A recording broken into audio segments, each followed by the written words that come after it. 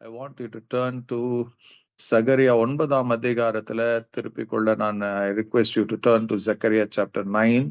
Hallelujah. அந்த இடத்துல ஆண்டவருடைய ஒரு வார்த்தை ப்ராமிஸ் வேர்ட் இங்க இருக்கும். Amen. அந்த ப்ராமிஸ் வேர்ட் 12th verseல நீங்க படிச்சீங்கன்னா there are so many promise words. இந்த வாக்கு தத்தங்கள் நிறைந்த அதிகாரமா அது இருக்கிறது. Amen. நாம தொடர்ந்து God permits நம்ம தொடர்ந்து அதெல்லாம் பார்க்கலாம். இன்னைக்கு I want you to turn to verse 12. 12ஆம் வசனத்தை நாம திருப்பிக் கொள்ளலாம். அந்த இடத்துல பாத்தீங்கன்னா the word says, கர்த்தருடைய வசனம் இப்படி சொல்லும், நம்பிக்கை உடைய சிறைகளே அரணுக்கு திரும்புகள், இரட்டிப்பான நன்மையை தருவேன், இன்றைக்கே தருவேன். Amen.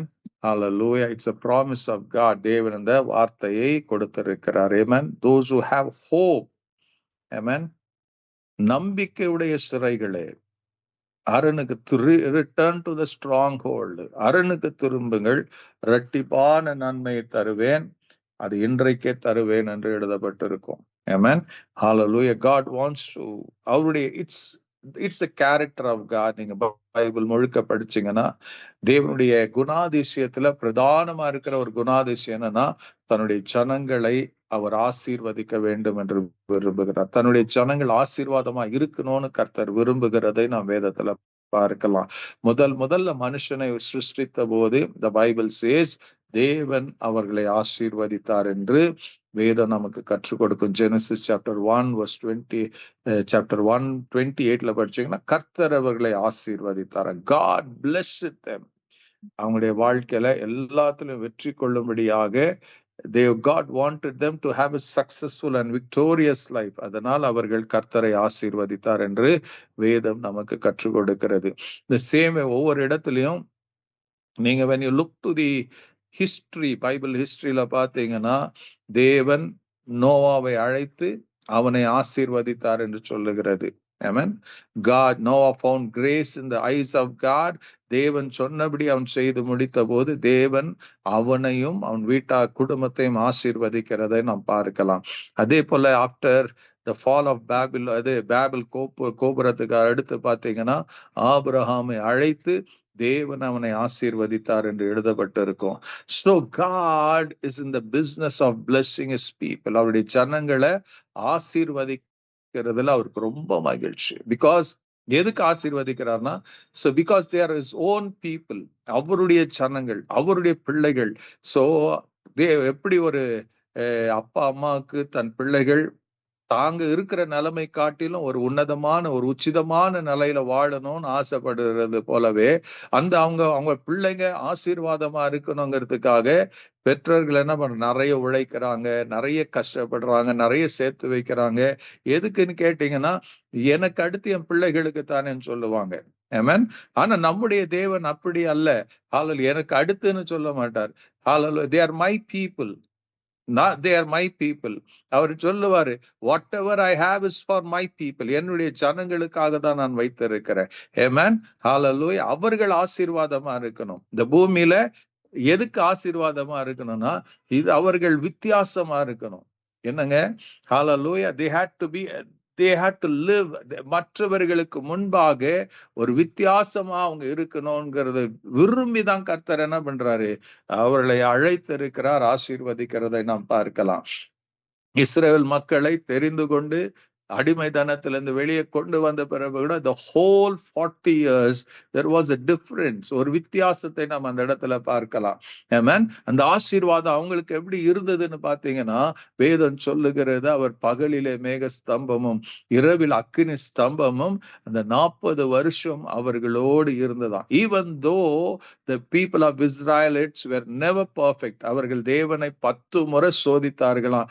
அப்பொழுது கூட கர்த்தர் என்ன பண்ணலங்க, அவர்களை அழைத்த தேவன் உண்மை உள்ளவராக இருந்தபடினால பகலிலே மேக ஸ்தம்பமும் இரவில் அக்கினி ஸ்தம்பமும் அவர்களை விட்டு விலகாம இருந்ததாம். எவ்ரி டே அவர்கள் கேட்பதற்கு முன்பாக, பிகாஸ் he promised, அவர் என்ன பண்ணார், எவ்ரி டே அவர்களுக்கு மன்னாவை 40 வருஷம் மன்னாவை கொடுத்தாராம்.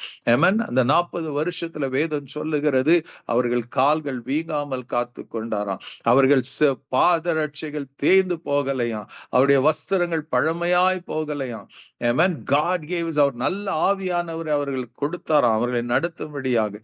யோசித்து பாருங்க. This is the way God blessed them. கர்த்தருடைய ஆசீர்வாதம், அதனுடைய காரணம் ஆசீர்வாதம் என்ன தெரியுமா? God being with them. எப்போதும் கூட இருக்கும்போது ஆசீர்வாதம் தானாக வரும்.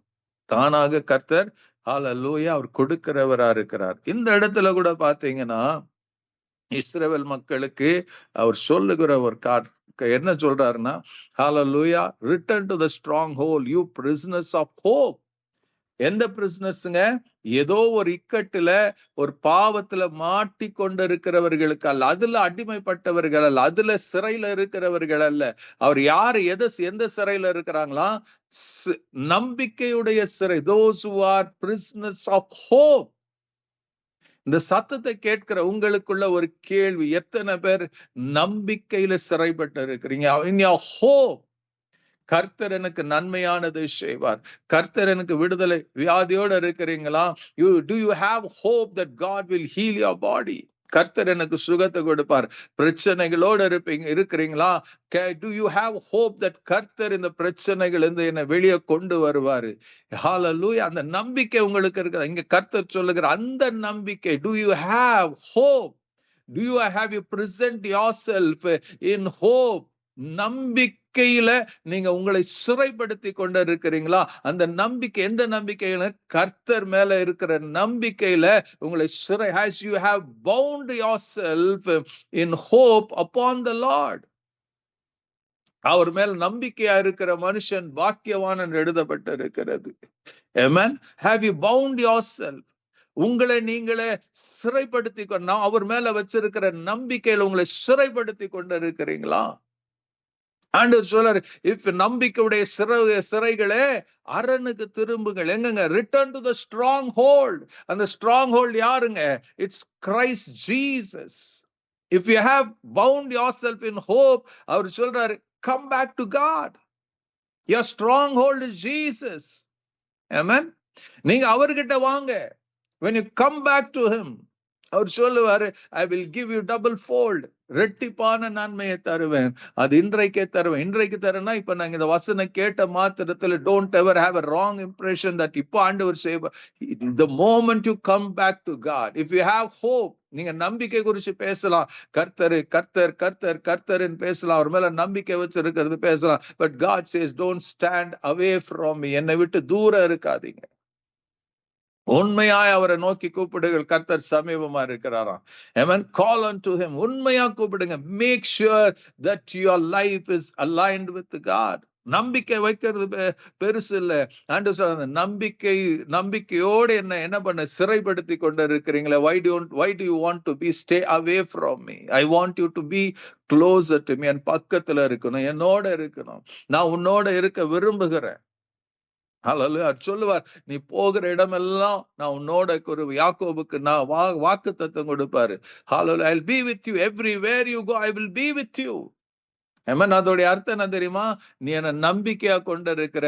சோ அந்த நம்பிக்கை உனக்கு அது அந்த நம்பிக்கை விருதாவாய் போகாதபடிக்கு, ஹல்லேலூயா, நான் உன்னோட இருக்க விரும்புகிறேன், நீ என்னோட இரு. யோவான் 15 அதான் சொல்லுவாரு. ஆமென். நீங்கள் என்னிலும் நான் உங்களிலும் நிலைத்திருக்கணும். ஒருவருக்கு ஒருவர் இணைந்து கொள்ளலாம். Let us be with each other.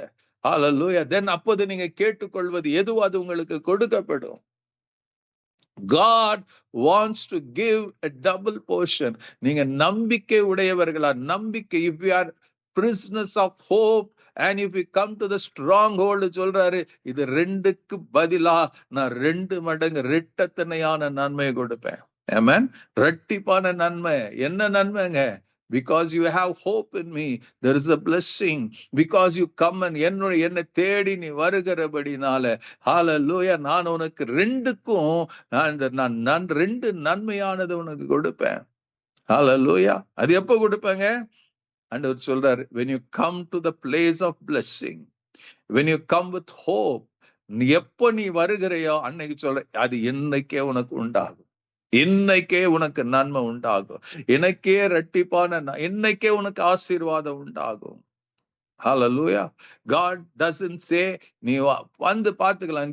even before you coming, even before you praying, நீங்க ஜெபிப்பதற்கு முன்பாக, நீங்க தேடுவதற்கு முன்பாக, கர்த்தரை கண்டடத்தக்க சமயத்தில் தேடுங்கள் என்று எழுதியிருக்கிறதே. அவர் சமீபமா இருக்கும்போது அவரை நோக்கி கூப்பிடுங்கள் என்று எழுதியிருக்கிறதே.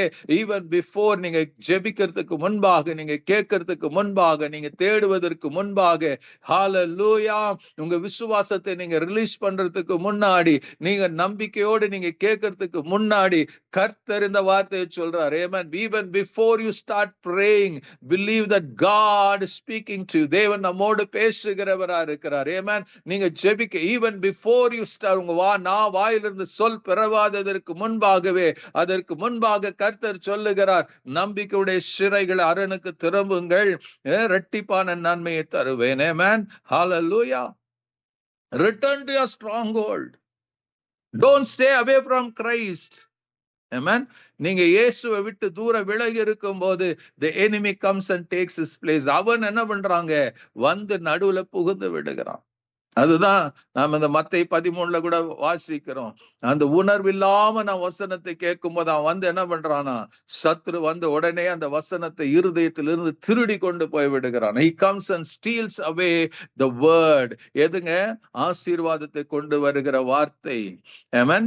சுகத்தை கொண்டு வருகிற வார்த்தை, செழிப்பை கொண்டு வருகிற வார்த்தை, விடுதலை கொண்டு வருகிற வார்த்தை, நம்பிக்கை கொண்டு வருகிற வார்த்தை அவன் என்ன பண்றான்? சத்ரு திருடி கொண்டு போய் விடுகிறான்.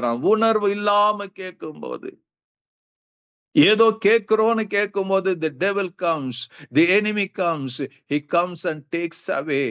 அது எடுத்துக்கொண்டு போகிறதுனால பலனற்று போய் விடுகிறவர்களாக. Let us not be like that. அது போல நம்ம இருக்க வேணாம். ஆண்டவர் சொல்ல, come back to me, come back to me. நம்பிக்கையுடைய சிறகுகள் அரணுக்கு திரும்புங்கள். Return to the stronghold.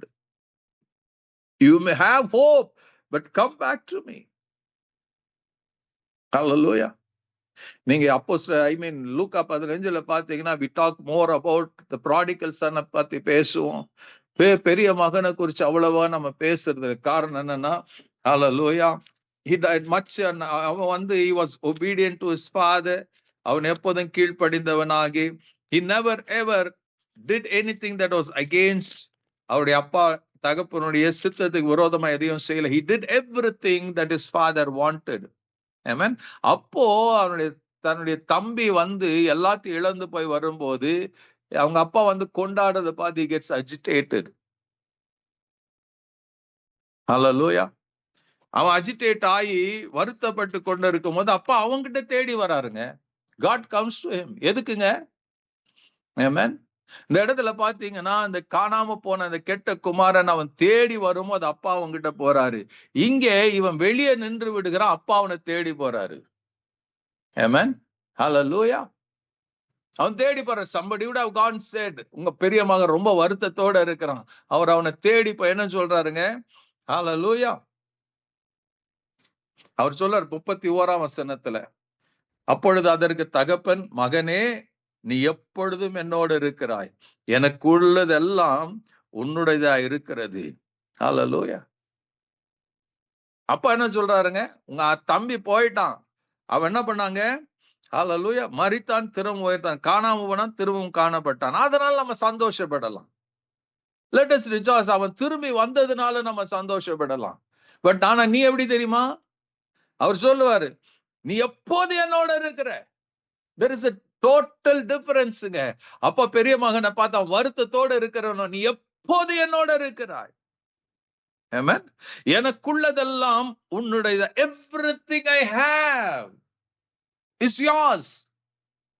Everything I have is yours. அதான் இங்க சொல்றாரு, நீ என்னோட, நீ if you come back to me, என்னோட இருக்கும்போது. ஹல்லேலூயா. இங்க கெட்ட குமாரன் போயிட்டு திரும்பி வருகிறான், அவனுக்குரிய ஆசீர்வாதத்தை கொடுக்கிறாரு. Amen.